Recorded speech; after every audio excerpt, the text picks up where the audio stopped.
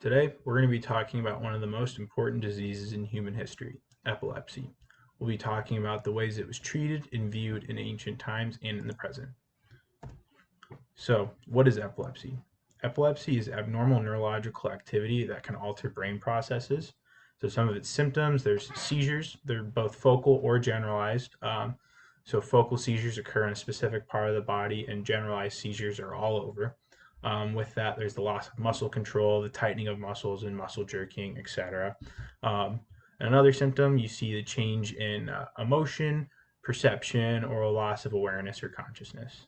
So, some of its causes, epilepsy is hereditary, but it can also be caused by strokes, brain tumors, trauma, developmental problems, and even diseases like meningitis or AIDS. So, how is epilepsy treated and viewed in ancient times? So, one idea was that epilepsy came from a divine source. Being originated in the brain, it was hard to find a cause and hard to treat epilepsy, so that was just kind of the easiest explanation for it. This was so much so that different reactions during epileptic seizures were believed to be caused by different gods, and that would actually go on to inform treatment. Some of these treatments, as quoted from Hippocrates in the Sacred Disease, were that there were purifications, incantations, along with abstinence from baths and many foods unsuitable for the sick, such as mullet, goat, garlic, and even the use of goat skins.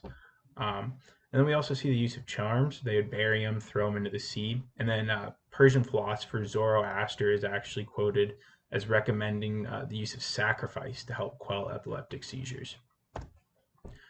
So the other idea came from Hippocrates. Hippocrates thought that epilepsy was a hereditary disease, and just like any other disease, it could be cured with proper regimen. He believed the cause was the liquefaction and then subsequent cooling of phlegm in the brain that would block blood vessels, blocking blood flow to the brain. So he thought it could be most prevalent in the winter or then due to the changing of winds. An interesting point to make, though, is that this same idea was actually theorized by Chinese physician Zhu Dangzi, who lived about 800 years before Hippocrates did. So some of these treatments, we see the use of acupuncture in China, and then there's also the use of bloodletting, and then trephination, which is drilling through the skull. And then we see the use of drugs and medications such as cannabis in Babylon and Akkad, where it treats nocturnal convulsions, which you could also say is nocturnal epilepsy. So a famous case history of epilepsy. We see it affect the Julio-Claudian dynasty. Julius Caesar is believed to have either suffered from epilepsy or stroke. There's debate over the subject, but for our case, we're going to consider epilepsy. He had a seizure as a child near Cordoba, as a military man near Thapsus, and then most famously prior to his coronation as emperor in Rome. Uh, and then his four times great nephew Caligula is also believed to have suffered from temporal lobe epilepsy. He had frequent seizures and fainted a lot as a child, also suffered from severe insomnia, and he's probably Rome's most infamous emperor. He tortured many citizens, raised taxes, had many unsettling outbursts, forced incest upon his own sister, and is being quoted as saying, "Let them hate as long as they fear."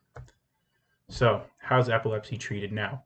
Well, we see the use of medications like anti-epileptics. There's also many surgeries where they excise parts of the brain that are epileptic.